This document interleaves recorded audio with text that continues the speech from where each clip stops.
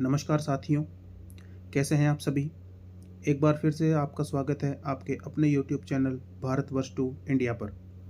अगर आज का ये वीडियो आपको पसंद आए तो प्लीज़ वीडियो को लाइक करें और चैनल को सब्सक्राइब करना ना भूलें। आज की इस वीडियो में हम बात करेंगे लोदी वंश के बारे में, तो चलिए बिना किसी देरी के शुरू करते हैं। लोदी वंश की स्थापना बहलोल लोदी ने 1451 ईस्वी में की। बहलोल लोदी अफ़गान व्यापारियों के परिवार में पैदा हुआ था और अफ़गानों की शाहूखेल शाखा से संबंधित था।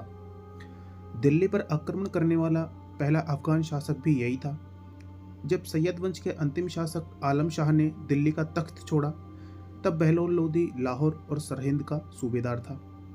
बहलोल लोदी एक महत्वाकांक्षी और बहादुर शासक था। उसकी अधिकांश शक्ति शर्की शासकों से लड़ने में ही लगी रही। अपनी स्थिति को मजबूत करने के लिए बहलोल लोदी ने रोह के अफ़गानों को भारत आमंत्रित किया और उन्हें जागीरें प्रदान की। अफ़गान के प्रसिद्ध इतिहासकार अब्बास खां सरवानी लिखता है कि इन फरमानों को पाकर रोह के अफ़गान सुल्तान बहलोल लोदी की खिदमत में हाजिर होने के लिए टिड्डियों के दल की तरह आ गए।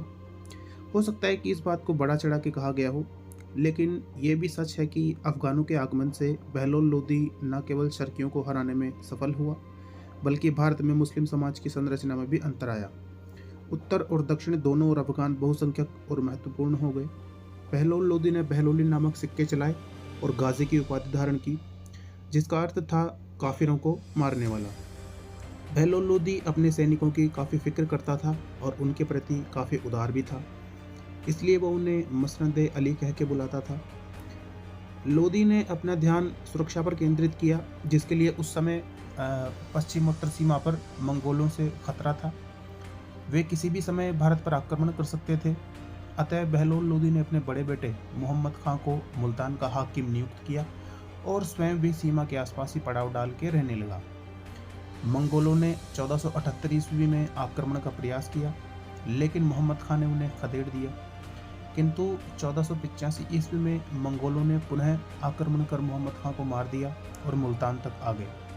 बहलोल लोदी के लिए ये एक भीषण आघात था। पुत्र शोक और अधिक उम्र की वजह से 1489 में बहलोल लोदी की मौत हो गई। इसके बाद लोदी वंश का अगला शासक बना सिकंदर शाह लोदी, जो 1517 तक शासक रहा। इसके बचपन का नाम निज़ाम खान था और इसकी माँ एक हिंदू थी जिसका नाम था जयबंद। इसने 1504 में आगरा बसाया और 1506 में उसे अपनी राजधानी बनाया। सिकंदर शाह ने भूमि के लिए एक प्रमाणिक पैमाना गज़-ए-सिकंदरी का प्रचलन करवाया, जो कि 30 इंच का था। उसने अनाज पर से चुंगी हटा दी और अन्य व्यापारिक कर भी हटा दिए, जिससे अनाज, कपड़ा और ज़रूरत की अन्य वस्तुएं सस्ती हो गई। धार्मिक दृष्टि से सिकंदर शाह असहिष्णु था। उसने हिंदुओं के यमुना नदी में नहाने पर प्रतिबंध लगा दिया।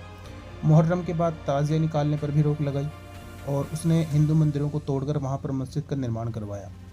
एक इतिहासकार के अनुसार सिकंदर शाह लोदी ने नगरकोट के ज्वालामुखी मंदिर की मूर्ति को तोड़कर उसके टुकड़ों को कसाईयों में मांस तोलने के लिए दे दिया। उसने हिंदुओं पर पुनः जजिया कर लगाया और एक ब्राह्मण को केवल इसलिए फांसी दे दी क्योंकि उसका कहना था कि हिंदू और मुसलमान समान रूप से पवित्र हैं।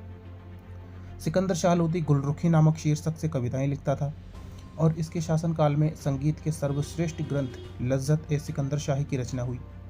इसने संस्कृत के आयुर्वेद ग्रंथ का फारसी में अनुवाद करवाया, जिसे फरहंग सिकंदरी कहा गया। साथ ही साथ इसने मुस्लिम महिलाओं के पीरों फकीरों के पास जाने पर प्रतिबंध लगा दिया। इसके वजीर ने मोट की मस्जिद बनवाई। ये स्वयं दाढ़ी नहीं रखता था और गुरु जम्बेश्वर भगवान के समकालीन था। उनके लिए इसने आगरा में जामा मस्जिद भी बनवाई और संत कबीरदास भी इसके समकालीन ही माने जाते हैं। गले की बीमारी के कारण 21 नवंबर 1517 को इसकी मृत्यु हो गई और इसके बाद लोदी वंश का अंतिम शासक बना इब्राहिम लोदी, जिसका शासनकाल 1517 से 26 तक रहा। यह एक अत्याचारी शासक था। 1517 में खातौली के युद्ध में राणा सांगा के हाथों उसकी हार हुई।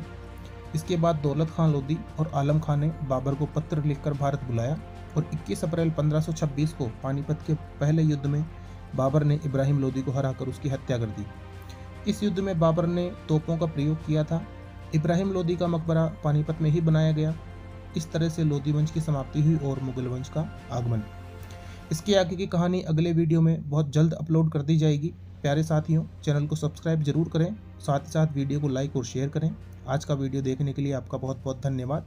जल्द ही मिलते हैं अगले वीडियो में, तब तक देखते रहिए भारत वर्ष टू इंडिया। जय हिंद।